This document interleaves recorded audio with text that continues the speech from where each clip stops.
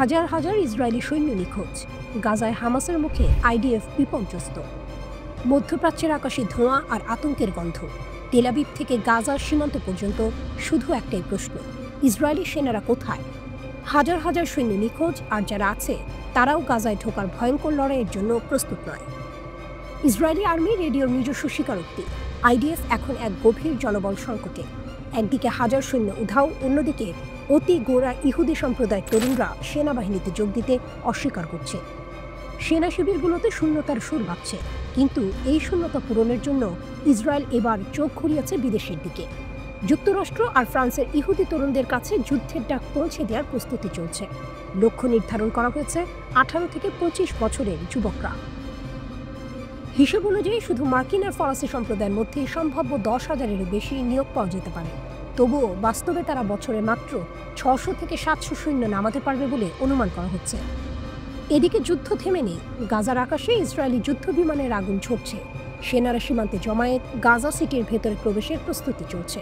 প্রধানমন্ত্রী প্রকাশ্যেই ঘোষণা করেছেন, গাজা সিটি দখল করব যেভাবেই হোক। কিন্তু গাজা সিটির বুকে অপেক্ষা করছে এক ভয়ঙ্কর শক্তি, হামাস। তাদের টানেল নেটওয়ার্ক, হঠাৎ করে আক্রমণ করার কৌশল এবং সবচেয়ে বড় কথা, মৃত্যুকে উপেক্ষা করা যোদ্ধারা। হামাস শুধু ইসরায়েলি পরিকল্পনার নিন্দাই করছে না, প্রতিশ্রুতি দিচ্ছে, আমরা প্রতিটি ইঞ্চি মাটিতে প্রতিরোধ করব। প্রতিবেদন বলছে, ইসরায়েল যতই আক্রমণ এগিয়ে নিচ্ছে, হামাস ততই জিম্মি কার্ড ব্যবহার করছে। তারা চাইছে যুদ্ধবিরতি চুক্তি, চাইছে বন্দীদের মুক্তি। আর কাতারের প্রধানমন্ত্রী ইতিমধ্যেই মিশরে ছুটছেন হামাসের সঙ্গে আলোচনায় বসতে। এই কূটনৈতিক দৌড় এক ভিন্ন রকম উত্তেজনা তৈরি করেছে। ইসরায়েলের ভেতরেই এখন মতবিরোধ। একদল বলছে গাজায় ঢুকলে রক্তক্ষয়ী যুদ্ধ অনিবার্য, অন্য দল বলছে হামাসকে শেষ না করলে শান্তি ফিরবে না। বিশ্ব জুড়ে প্রতিবাদ চলছে, রাষ্ট্র থেকে রাষ্ট্রে বার্তা যাচ্ছে, গাজা দখল মানবতার বিরুদ্ধে অপরাধ হবে। কিন্তু তেল আবিবের সরকার অটল। এই অচলাবস্থার মাঝে আসল নাটকীয়তা, ইসরায়েলের সেনা সংকট। হাজার সৈন্য নিখোঁজ, নতুন প্রজন্ম যুদ্ধ করতে চায় না, তাই বাধ্য হয়ে বিদেশের মাটিতে আবেদন ছড়াচ্ছে আইডিএফ। অথচ গাজার অন্ধকার টানেল থেকে হামাসের যোদ্ধারা ঠিকই প্রস্তুত হচ্ছে মুখোমুখি লড়াইয়ের জন্য। শেষ প্রশ্নটা থেকেই যায়, বিদেশি যুবকেরা কি ইসরায়েলের জন্য অস্ত্র ধরবে, নাকি গাজার বুকে হামাসের প্রতিরোধ ইসরায়েলের অপ্রতিরোধ্য শক্তিকে ভেঙে দেবে?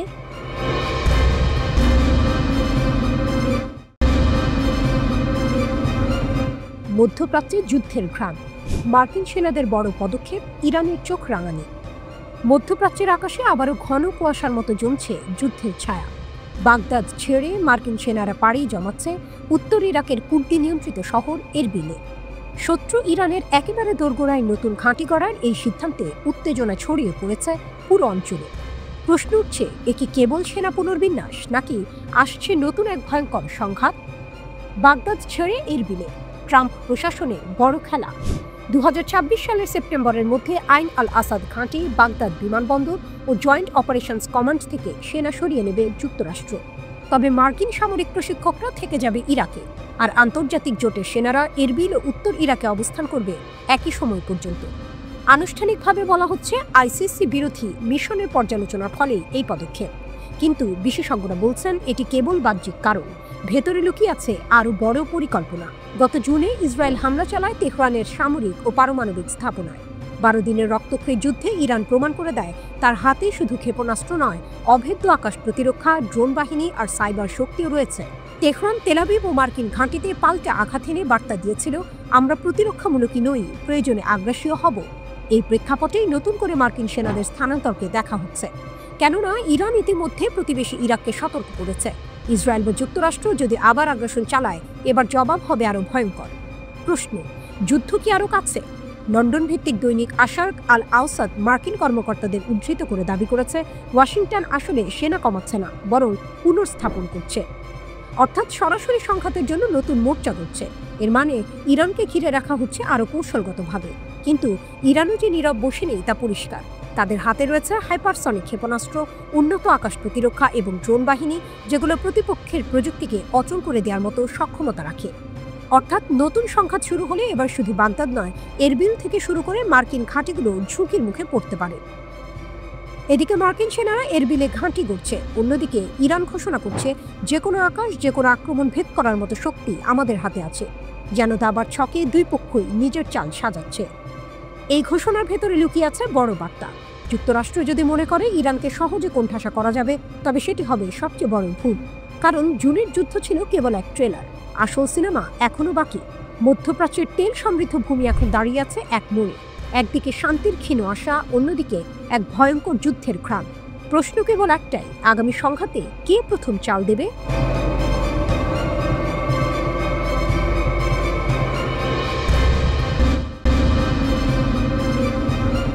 নিউ ইয়র্কের আকাশে এক অদৃশ্য দাবার বোর্ড বসানো, খেলোয়াড় দুই পক্ষ। পশ্চিমা ত্রয়ী আর তাদের সামনে দাঁড়িয়ে আছে ইরান, আর পাশে এক দৈত্যাকার মিত্র চীন। জাতিসংঘের নিরাপত্তা পরিষদের টেবিলে এখন বাজি রাখা হয়েছে এক ঝলসানো শব্দ, স্ন্যাপব্যাক। বেইজিংয়ে দাঁড়িয়ে চীনা পররাষ্ট্র মন্ত্রণালয়ের মুখপাত্র লিন ঘোষণা করলেন, আমরা ইরানের বিরুদ্ধে স্ন্যাপব্যাক নিষেধাজ্ঞা মেনে নেব না। আমরা আলোচনার মাধ্যমে সমাধান চাই, হুমকি দিয়ে নয়। ইউরোপীয় ত্রয়ী ফ্রান্স, জার্মানি, যুক্তরাজ্য সতর্ক করে রেখেছে, অগাস্টের শেষের মধ্যে কূটনৈতিক সমাধান না হলে তারা নিষেধাজ্ঞা ফিরিয়ে আনবে। তাদের ভাষায় এটাই ইরানকে টেবিলে বসানোর শেষ হাতিয়ার। কিন্তু চীনের চোখে এটা আলোচনার সেতু ভেঙে ফেলার বিস্ফোরক। লিনের কণ্ঠে ছিল কঠিন দৃঢ়তা। নিষেধাজ্ঞা আস্থা বাড়াবে না, বরং আলোচনা ধ্বংস করবে। জাতিসংঘ যা করবে তা যেন নতুন চুক্তি সহজ করে, ভেঙে না দেয়। তার প্রতিশ্রুতি স্পষ্ট, চীন শান্তি রক্ষায় গঠনমূলক ভূমিকা নেবে এবং ইরানের পারমাণবিক প্রশ্ন ফের আলোচনার পথে আনতে লড়বে। এদিকে তেহরানেও এক অন্য দৃশ্য। ইরানের পররাষ্ট্রমন্ত্রী আব্বাস আরাকচি সরাসরি বললেন, আমরা চীন ও রাশিয়ার সঙ্গে একসাথে কাজ করছি এই ষড়যন্ত্র থামাতে। যদি থামানো না যায়, আমাদের প্রতিক্রিয়ার জন্য সরঞ্জাম প্রস্তুত। তার চোখে চ্যালেঞ্জের আগুন, যে আগুন 2015 সালের পারমাণবিক চুক্তি JCPOA এর মূল চেতনার কথা মনে করিয়ে দেয়। সেই চুক্তিতে লুকিয়ে আছে স্ন্যাপব্যাক ধারা, যা কার্যকর হলে এক নিমিষে ফিরিয়ে আনা যাবে আগের সব নিষেধাজ্ঞা। পশ্চিমা শক্তি এখন সেই ধারাকে অস্ত্র বানাতে চাইছে।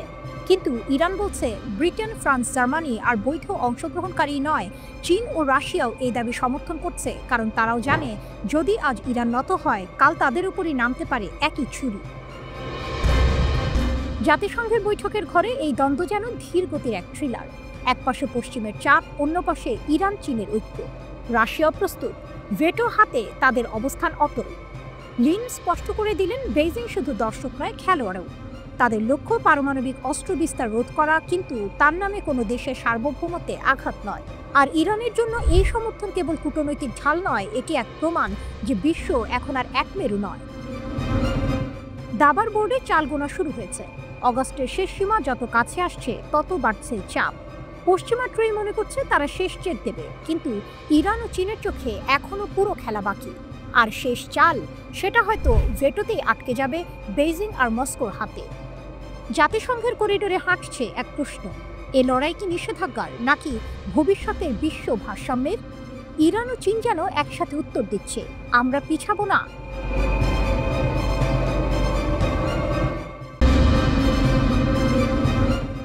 বেনগুরিয়ন বিমানবন্দরে ইয়েমেনি হামলা, গাজার প্রতিশোধের আগুনে কি কাঁপছে ইসরায়েল? আকাশ ছিল শান্ত, কিন্তু সেই শান্তি ভেঙে দিল এক বজ্রনাদ। ইয়েমেনের দিক থেকে ছুটে এলো প্যালেস্টাইন 2 হাইপারসনিক ব্যালিস্টিক ক্ষেপণাস্ত্র। লক্ষ্য সরাসরি তেল আবিবের হৃৎপিণ্ড, বেনগুরিয়ন আন্তর্জাতিক বিমানবন্দর। এক মুহূর্তে আকাশে আগুনের ফুলকি আর মাটিতে তীব্র বিস্ফোরণ। মিলিয়ন ইহুদিবাদী আতঙ্কে আশ্রয় কেন্দ্রে ছুটে গেল, বিমানবন্দরের কার্যক্রম স্থগিত, আকাশ সীমা নিস্তব্ধ। ইয়েমেনি সশস্ত্র বাহিনী YAF এর মুখপাত্র ব্রিগেডিয়ার জেনারেল ইয়াহিয়া সারি গর্ব করে জানালেন, অভিযান সফল। এটি ফিলিস্তিনি জনগণের প্রতি আমাদের অটল সমর্থন এবং ইসরায়েলি গণহত্যা ও অবরোধের সরাসরি জবাব। সেই কণ্ঠে ছিল হুঙ্কার, এটা শেষ নয়, বরং শুরু মাত্র। গাজার প্রতিটি কান্না যেন প্রতিধ্বনিত হচ্ছে ইয়েমেনি ক্ষেপণাস্ত্রের ইঞ্জিনে। YAF স্পষ্ট জানিয়ে দিয়েছে, গাজা দখল শেষ না হওয়া পর্যন্ত, অবরোধ না ওঠা পর্যন্ত এই হামলা চলবে। আমরা প্রতিরোধের পাশে আছি শেষ নিঃশ্বাস পর্যন্ত, ঘোষণা এসেছে আনসারুল্লাহ নেতৃত্ব থেকে। এই আক্রমণ শুধুই একক ঘটনা নয়, বরং এক বিশাল ধারাবাহিকতার অংশ। 2023 সালের অক্টোবরে গাজায় যুদ্ধ শুরু হওয়ার পর থেকে ইয়েমেনি সশস্ত্র বাহিনী 520টির বেশি অভিযান চালিয়েছে। আকাশে প্যালেস্টাইন 2 ক্ষেপণাস্ত্র, ইয়াফা ড্রোন, সাগরে নৌ আক্রমণ আর ক্রুজ ক্ষেপণাস্ত্রের বৃষ্টি। শুধু 2025 সালের জুলাই মাসেই আনসারুল্লাহ নেতা আব্দুল মালিক আল হুতি ঘোষণা করেছেন এক সপ্তাহে 45টি অভিযান। অগাস্টেও চলছে এই আগুনের খেলা। হাইফা, আইলাক, নাকাব মরুভূমি, কোথাও রেহাই নেই। ইয়েমেনের যুদ্ধ এখন কেবল সামরিক নয়, অর্থনৈতিকও। লোহিত সাগরে নৌ অবরোধের চতুর্থ পর্যায়ে চলছে। ইসরায়েলি বন্দর ইলাত এখন প্রায় মৃত্যু। 2023 সালে যেখানে 134টি জাহাজ নোঙর করত, 2025 সালের প্রথম 5 মাসে তা নেমে এসেছে মাত্র 6টিতে। জুলাইয়ে বন্দর পুরোপুরি বন্ধ। এই অর্থনৈতিক চাপ ক্ষেপণাস্ত্রের বজ্রাঘাতের সাথে মিলে তৈরি করেছে একদম বন্ধ করা অবস্থা। বেন গুরিয়ন বিমানবন্দর একাধিকবার আঘাতের শিকার হয়েছে। প্রতিবারই একই দৃশ্য, সাইরেন বাজছে, ভীত সন্ত্রস্ত মানুষ দৌড়াচ্ছে আশ্রয় কেন্দ্রে।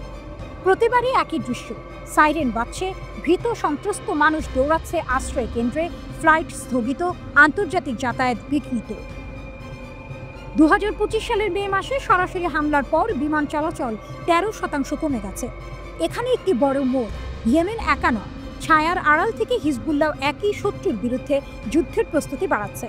দক্ষিণ লেবাননের সীমান্তে তাদের রকেট নিক্ষেপ প্রস্তুতি, ড্রোন অভিযান আর গোপন অপারেশন আজ ইসরায়েলের দুঃস্বপ্ন। হিজবুল্লাহ ও ইয়েমেন, এই দুই প্রতিরোধ শক্তি যেন ভিন্ন ময়দানে দাঁড়িয়েও একই সুরে গাইছে। আজ ইসরায়েলের আকাশে শুধু ক্ষেপণাস্ত্রের আতঙ্ক নয়, ছায়ার মতো ঘুরিয়ে আসছে প্রতিরোধ ফ্রন্টের মিলিত শক্তি। গাজার আর্তনাদ, বৈরুতের শপথ আর সানার বজ্র সব মিলে যেন লিখে দিচ্ছে এক নতুন সমীকরণ। আর সেই সমীকরণের শেষ লাইনটা খুব স্পষ্ট: আমরা আসছি অবরোধ ভাঙতে, আর বিজয় ছাড়া ফিরব না।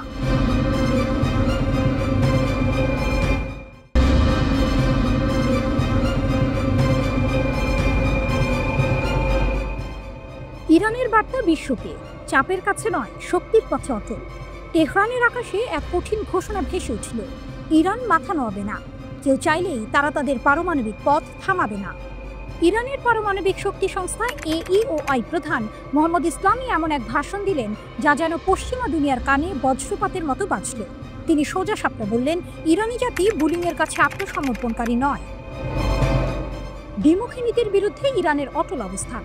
ইসলামী অভিযোগ তুললেন, পশ্চিমা শক্তি ও তাদের মিত্ররা একদিকে শান্তিপূর্ণ পারমাণবিক প্রযুক্তির কথা বলে, অন্যদিকে ইরানকে আধুনিক প্রযুক্তি থেকে দূরে রাখতে কোটি কোটি ডলার ঢালছে। তাদের এই দ্বিমুখী নীতি শুধু ইরানকে থামানোর জন্য নয়, বরং পুরো মুসলিম দুনিয়ার অগ্রযাত্রা রুদ্ধ করার জন্য।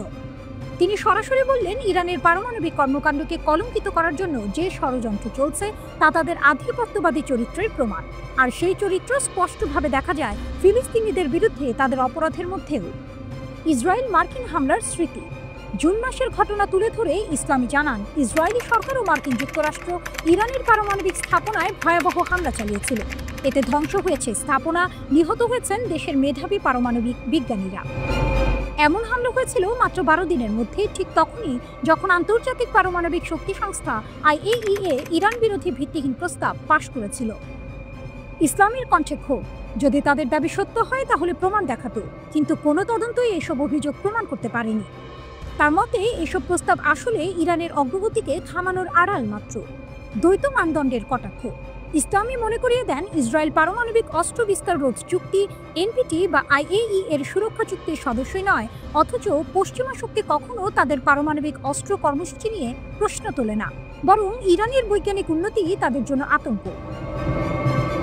তিনি জাতিসংঘের পারমাণবিক পর্যবেক্ষণ সংস্থাকে আহ্বান জানান, ইরানি বিজ্ঞানীদের হত্যার নিন্দা জানাতে হবে, নইলে বিশ্ব বুঝে যাবে ন্যায় বিচারের নামে খেলাটা আসলে পক্ষপাতের।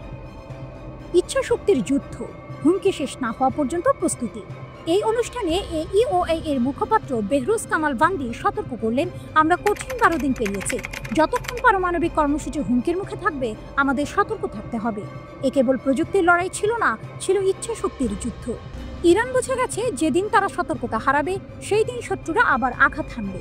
ইরান জানিয়ে দিল, যে হুমকি শুরু হয়েছে তা শেষ না হওয়া পর্যন্ত তাদের প্রস্তুতি থামবে না। পশ্চিমা দুনিয়া যতই চাপ দিক, ইরান তাদের বৈজ্ঞানিক যাত্রা থামাবে না। এ লড়াই শুধু ইউরেনিয়ামের নয়, এ লড়াই জাতীয় মর্যাদার, স্বাধীনতার আর সেই অবিচল সংকল্পের যা ইতিহাসে ইরানকে অপরাজেয় করে তুলেছে। শত্রুরা হয়তো ভাবছে চাপ দিয়ে ইরানকে ভাঙা যাবে।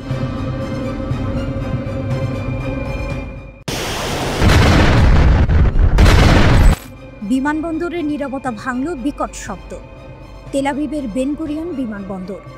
হাজার হাজার ইসরায়েলের ব্যস্ততা, প্লেনের গর্জন আর জীবনের কোলাহল সেখানে নিত্যদিনের চিত্র। কিন্তু হঠাৎই সেই কোলাহল থেমে গেল।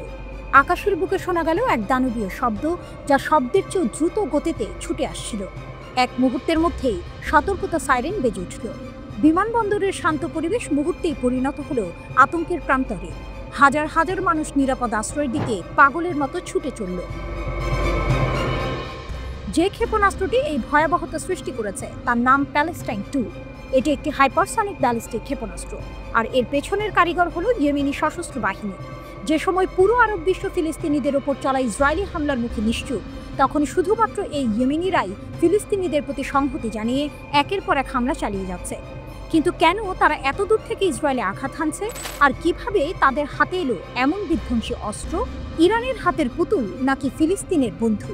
অনেকেই মনে করেন ইয়েমেনি সশস্ত্র বাহিনী ইরানের হাতের পুতুল মাত্র। পশ্চিমা গণমাধ্যমের তথ্য অনুযায়ী এই অত্যাধুনিক ক্ষেপণাস্ত্র তৈরির অর্থ ও কারিগরি সহায়তা সবই এসেছে ইরান থেকে। এই ক্ষেপণাস্ত্রের নকশা ইরানের ফতে 110 মডেলের ক্ষেপণাস্ত্রের আদলে তৈরি করা হয়েছে। ইয়েমেনি সামরিক বাহিনীর মুখপাত্র ব্রিগেডিয়ার ইয়াহিয়া সারি একটি ভিডিও বার্তায় গর্বের সঙ্গে এই হামলার কথা ঘোষণা করেছেন। তিনি বলেছেন, এই ক্ষেপণাস্ত্রের পাল্লা 2150 কিলোমিটার এবং এটি 500 কেজির ওয়ারহেড বহন করতে সক্ষম। এর সর্বোচ্চ গতিবেগ 16 মাখ পর্যন্ত হতে পারে, অর্থাৎ শব্দের গতি 16 গুণ। এই হামলার পেছনের প্রেক্ষাপটটি আরও গভীর। 2023 সালের 7 অক্টোবর ফিলিস্তিনি সশস্ত্র সংগঠন হামাস ইসরায়েলের দক্ষিণাঞ্চলে আকস্মিক হামলা চালিয়েছিল। সেই হামলায় 1200 জন ইসরায়েলি নিহত হন এবং 251 জনকে জিম্মি করা হয়। এর প্রতিশোধে ইসরায়েল গাজায় নির্বিচারে হামলা শুরু করে, যা এখনও চলছে। এই 2 বছরের বেশি সময় ধরে চলা হামলায় 60,000-এরও বেশি ফিলিস্তিনি নিহত হয়েছেন, যাদের অধিকাংশই নারী ও শিশু। যখন সমগ্র বিশ্বের নেতারা এই ভয়াবহতার নিন্দা জানালেও কোনো কার্যকর পদক্ষেপ নিচ্ছেন না, তখন হুথিরাই একমাত্র শক্তি যারা প্রতিনিয়ত ফিলিস্তিনিদের পক্ষে দাঁড়িয়ে ইসরায়েলের ওপর হামলা চালিয়ে যাচ্ছে। তারা এই হামলাকে ফিলিস্তিনিদের প্রতি তাদের সংহতি এবং সমর্থন হিসেবে দেখছে। কিন্তু আসল প্রশ্ন হলো, এই সংহতি কি কেবল মানবিক, নাকি এর পেছনে রয়েছে আরও বড় রাজনৈতিক উদ্দেশ্য? মধ্যপ্রাচ্যের নতুন খেলা। ইয়েমেনি সশস্ত্র বাহিনীর এই হামলা মধ্যপ্রাচ্যের রাজনৈতিক সমীকরণকে আরও জটিল করে তুলেছে। একদিকে ইসরায়েল হামাসের যুদ্ধ, অন্যদিকে ইরানের প্রক্সি যুদ্ধ। ইয়েমেনি সশস্ত্র বাহিনী সরাসরি ইরান থেকে আর্থিক ও সামরিক সহায়তা পেলেও তারা নিজেদের স্বাধীন সত্তা হিসেবে প্রমাণ করতে চাইছে। তাদের এই হামলা প্রমাণ করে যে তারা কেবল ইয়েমেনের অভ্যন্তরীণ সংকটে সীমাবদ্ধ নয়, বরং সমগ্র মধ্যপ্রাচ্যের রাজনীতিতে একটি গুরুত্বপূর্ণ ভূমিকা পালন করতে চাইছে। প্যালেস্টাইন 2 ক্ষেপণাস্ত্রের সফল উৎক্ষেপণ তাদের সামরিক সক্ষমতার এক নতুন দিক উন্মোচন করেছে। এর ফলে ইসরায়েল এবং তার মিত্রদের ওপর চাপ আরও বেড়েছে। এখন দেখার বিষয়, এই নতুন রাজনৈতিক খেলায় পরবর্তী চালটি কে দেয়। ঝড়ের আগে বজ্রপাত। ইরানের পাশে রাশিয়া, চীন, ইউরোপের 3 দেশের সঙ্গে উত্তেজনা চরমে। কল্পনা করুন, এক প্রান্তে অন্ধকারাচ্ছন্ন আকাশ, অন্য প্রান্তে বজ্রপাত। মাটির গভীরে জমে উঠছে বিস্ফোরণের আগুন। সেই দৃশ্যই যেন বাস্তব রূপ নিয়েছে বিশ্ব কূটনীতির মঞ্চে। একদিকে ইরান, মধ্যপ্রাচ্যের শক্তিধর সাহসী খেলোয়াড়। অন্যদিকে ইউরোপের 3 বড় শক্তি, ব্রিটেন, ফ্রান্স, জার্মানি। আর ঠিক এর মাঝখানে রাশিয়া ও চীন দাঁড়িয়ে আছে তেহরানের কাঁধে হাত রেখে। 2015 সালে ইতিহাস গড়া চুক্তি JCPOA এর উদ্দেশ্য ছিল স্পষ্ট। ইরান যেন পারমাণবিক অস্ত্র না বানায়, আর বিশ্ব যেন নিরাপদ থাকে। বিনিময়ে শিথিল হয়েছিল অর্থনৈতিক নিষেধাজ্ঞা। কিন্তু 2018 সালে ডোনাল্ড ট্রাম্প এক ছটকায় যুক্তরাষ্ট্রকে সরিয়ে নিলেন চুক্তি থেকে, ফিরিয়ে আনলেন কঠোর নিষেধাজ্ঞা। আর সেখান থেকে শুরু হলো নতুন ঝড়ের যাত্রা। গত জুন ইসরায়েল হঠাৎ আক্রমণ করল ইরানের পারমাণবিক স্থাপনায়। তাদের পাশে ছিল যুক্তরাষ্ট্র, কিন্তু ইরান নীরব থাকেনি। জবাব দিল তেল আবিব আর মার্কিন ঘাঁটিতে পাল্টা আঘাত হেনে। তারপর বিশ্ব তাকিয়ে দেখল, তেহরান আন্তর্জাতিক পরমাণু শক্তি সংস্থা IAEA এর সঙ্গে সব সহযোগিতা বন্ধ করে দিল। ইউরোপের 3 দেশ অভিযোগ তুলেছে ইরান নাকি অনুমোদিত সীমার চেয়ে 40 গুণ বেশি ইউরেনিয়াম মজুত করেছে। তেহরান বলেছে সবই মিথ্যা। তবুও ব্রিটেন, ফ্রান্স আর জার্মানি জাতিসংঘের মহাসচিবকে চিঠি লিখে হুঁশিয়ারি দিয়েছে, অগাস্টের মধ্যে ইরান যদি আলোচনায় না ফেরে, তাহলে ফিরিয়ে আনা হবে পুরনো নিষেধাজ্ঞা। অস্ত্র, প্রযুক্তি, ব্যাংকিং সবখানে তালা ঝুলিয়ে দেওয়া হবে। কিন্তু এখানে আসে নাটকীয় মোড়। ইরান আর একা নয়, তাদের পাশে দাঁড়িয়েছে 2 দানব, রাশিয়া আর চীন। পররাষ্ট্রমন্ত্রী আব্বাস আরাকচি ঘোষণা করলেন, আমরা নিষেধাজ্ঞা ঠেকাতে সর্বোচ্চ চেষ্টা করছি, এজন্য রাশিয়া ও চীনের সঙ্গে সমন্বয় করছি, তবে শত্রু যদি নতুন করে চাপিয়ে দেয় আমাদেরও জবাব দেওয়ার মতো প্রস্তুতি আছে। অন্যদিকে ফ্রান্সের পররাষ্ট্রমন্ত্রী জন নোভেল বারো হুমকি দিয়ে বললেন, ইরান যদি আন্তর্জাতিক নিয়ম না মানে অগাস্টের শেষ নাগাদ আবারও কঠোর নিষেধাজ্ঞা ফিরিয়ে আনা হবে। এই পুরো নাটকের ভেতরে লুকিয়ে আছে এক অনিবার্য সত্য। রাশিয়া, চীন, ইরান এই ত্রয়ী একসঙ্গে দাঁড়ালে ইউরোপীয় তিন দেশ তো বটেই, এমনকি যুক্তরাষ্ট্র শ্বাসরুদ্ধ পরিস্থিতিতে পড়বে। কারণ শক্তির সমীকরণ বদলে গেছে। আজকের ইরান কেবল পারস্যের ইতিহাস নয়, রাশিয়ার সামরিক ছায়া আর চীনের অর্থনৈতিক শক্তি নিয়েও সামনে দাঁড়াচ্ছে। শেষ দৃশ্যটা যেন সিনেমার মতোই খোলা প্রশ্ন। অগাস্টের শেষ নাগাদ কি হবে? নিষেধাজ্ঞার ঝড়ে নামবে, নাকি রাশিয়া চীনের দেয়াল ভেদ করে ইউরোপ পিছিয়ে যাবে? একটা জিনিস নিশ্চিত, যুদ্ধ হোক বা কূটনীতি, ইরানের গর্জন এখন আর একা নয়, তার পাশে দাঁড়িয়ে আছে বিশ্বের দুই পরাশক্তি। আর এ কারণেই আজকের বার্তাটা স্পষ্ট। মধ্যপ্রাচ্যের আকাশে বজ্র গর্জন করছে, আর তার প্রতিধ্বনি শোনা যাচ্ছে লন্ডন, প্যারিস আর বার্লিন পর্যন্ত।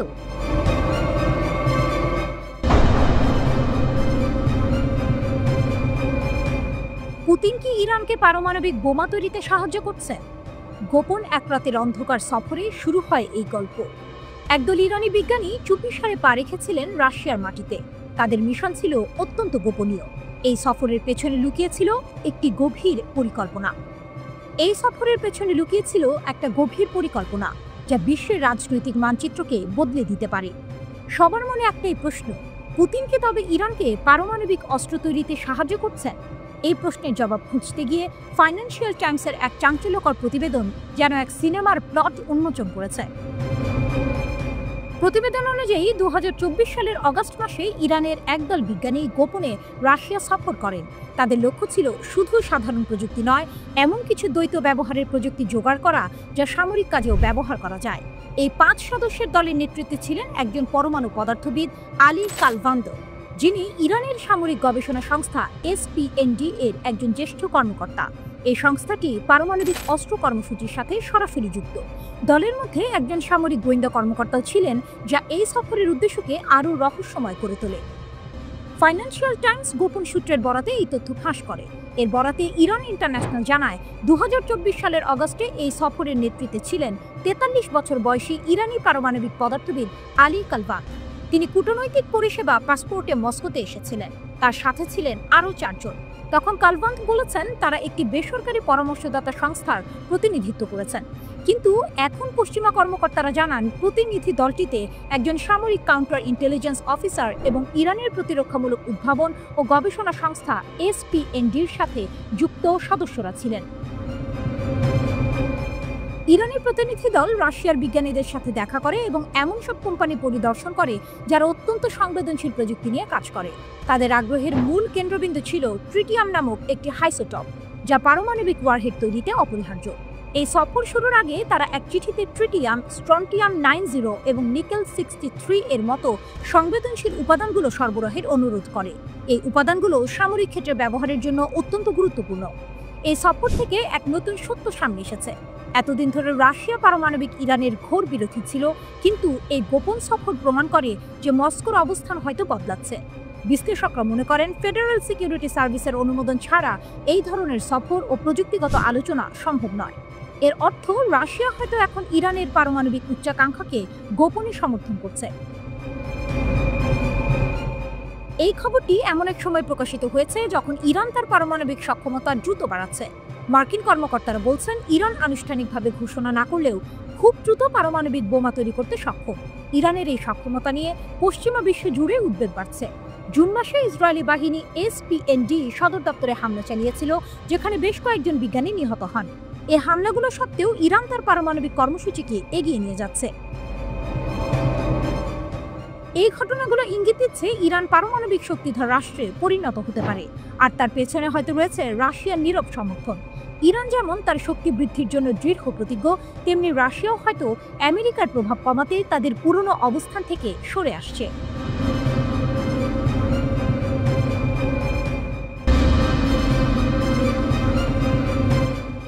আকাশের ছায়াযুদ্ধ, ইরানের নতুন বার্তা।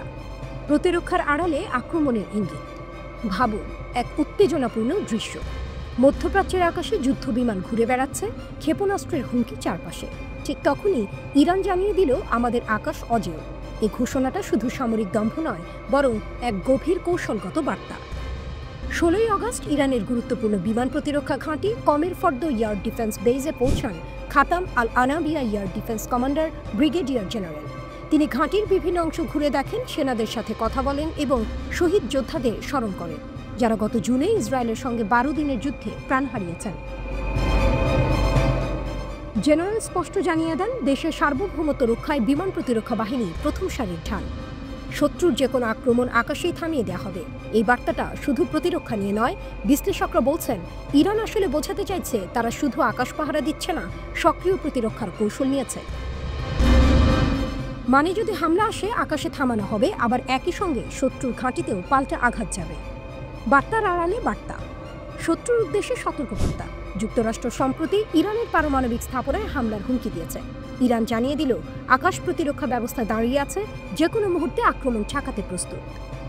জনগণের উদ্দেশ্যে আত্মবিশ্বাস, শহীদ সেনাদের স্মরণ আর আকাশ প্রতিরক্ষার শক্তি তুলে ধরে জনগণকে আশ্বস্ত করা, আপনারা নিরাপদ। কূটনৈতিক ইঙ্গিত, ইরান বোঝাতে চাইছে তারা একেবারেই দুর্বল নয়, বরং প্রতিপক্ষের সামরিক শক্তিকে পাল্টা চ্যালেঞ্জ করতে সক্ষম। ইরানের শক্তি কতটা? ইরান বলছে তাদের প্রতিরক্ষা ব্যবস্থা অজেয়। সত্যিই তাদের হাতে আছে বাভার 373 নামের উন্নত প্রতিরক্ষা ব্যবস্থা, যা S-400 এর সমকক্ষ বলে দাবি। আধুনিক রাডার, যা একসাথে বহু লক্ষ্য শনাক্ত করতে পারে। আকাশ প্রতিরক্ষা ড্রোন ও মিসাইল, যেগুলো আগেও মার্কিন ড্রোন ভূপাতিত করে দেখিয়েছে। তবে প্রশ্ন থেকেই যায়, আধুনিক মার্কিন ও ইসরায়েলি প্রযুক্তির সঙ্গে সত্যি কি পাল্লা দিতে পারবে ইরানের আকাশ প্রতিরক্ষা? নাকি এই ঘোষণা মূলত রাজনৈতিক ও মনস্তাত্ত্বিক বার্তা, যা জনগণকে সাহসী রাখার জন্য বেশি? এবার কাল্পনিক দৃশ্য। মধ্যপ্রাচ্যের আকাশ অন্ধকার, দূরে গর্জন করছে যুদ্ধ বিমান। হঠাৎ রাডারের স্ক্রিনে ধরা পড়ে শত্রুর ছোড়া মিসাইল। ইরানের প্রতিরক্ষা ঘাঁটি সতর্ক হয়েছে, সাইরেন বাজতে থাকে। একটা ক্ষেপণাস্ত্র ছুটে আসে আর মুহূর্তের মধ্যেই সেটিকে আঘাত করে ধ্বংস করে দেয় ইরানের প্রতিরক্ষা মিসাইল। কমান্ডারের কণ্ঠ ভেসে আসে, আমাদের আকাশ ভেদ করা যাবে না, আঘাত করলে পাল্টা জবাব হবে আরও কঠিন। এভাবেই শত্রুদের জবাব দিবে ইরান।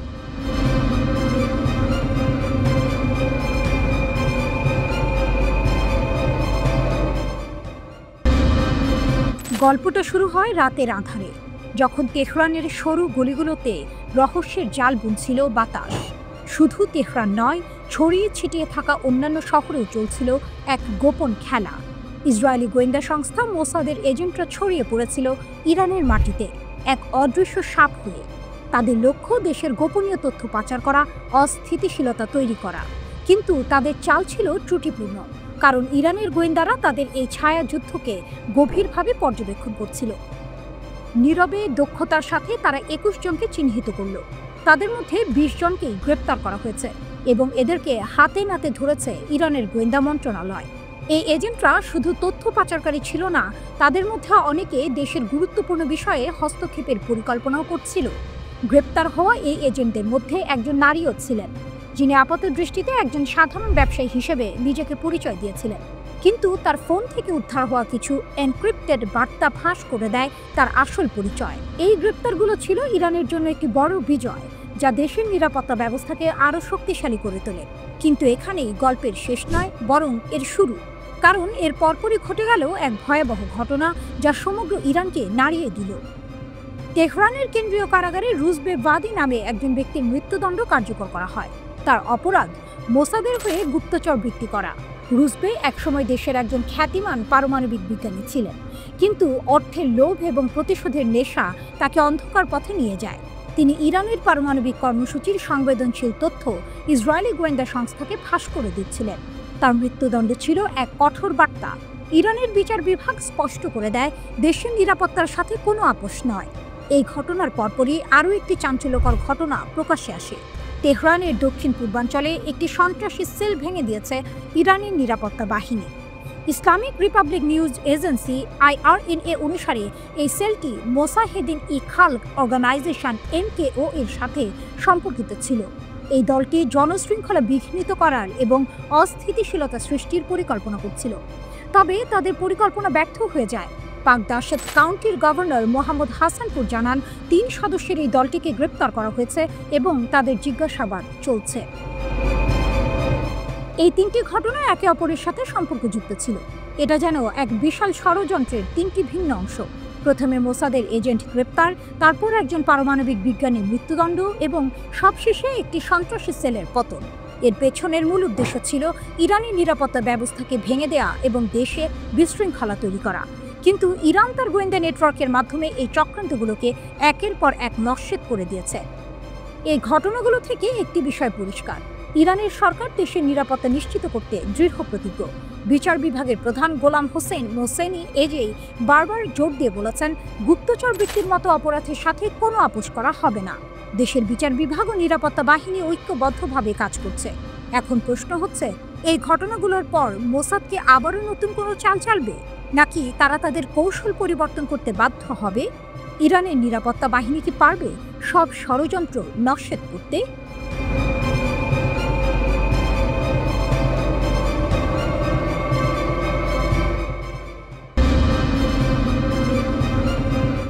সম্ভাব্য ইরান যুদ্ধ, ইসরায়েলের আকাশে নতুন আতঙ্ক, আকাশে অদৃশ্য উত্তেজনা, বাতাসে চাপা গুঞ্জন। যুদ্ধের ঢেউ কি আবার ছড়িয়ে পড়তে যাচ্ছে মধ্যপ্রাচ্যের বুকে? ওয়ালা নিউজ জানিয়েছে, ইরান কিংবা ইয়েমেনের হুথিদের সম্ভাব্য ক্ষেপণাস্ত্র হামলার ভয়ে ইসরায়েল রাতারাতি জোরদার করছে তাদের বিমান প্রতিরক্ষা ব্যবস্থা, যেন যুদ্ধ এসে দরজায় কড়া নাড়ছে।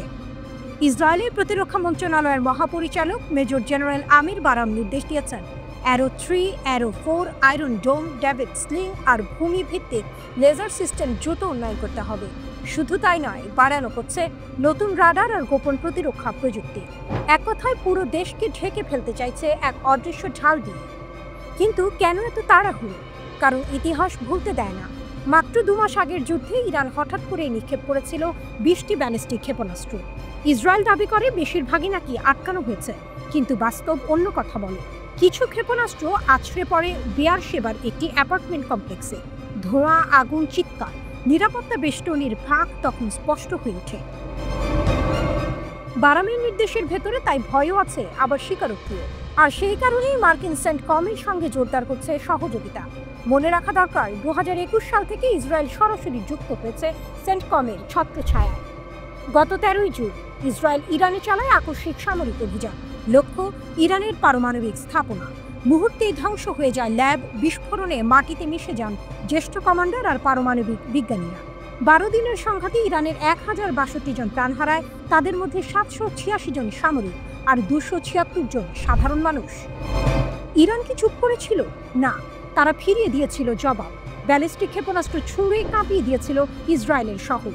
সেই আঘাতে নিহত হয়েছিল 31 জন বেসামরিক মানুষ আর এক অফ ডিউটি সৈনিক। ইসরায়েল বলে তাদের প্রতিরক্ষা ব্যবস্থা তখন 90% ক্ষেপণাস্ত্র ঠেকাতে পেরেছিল।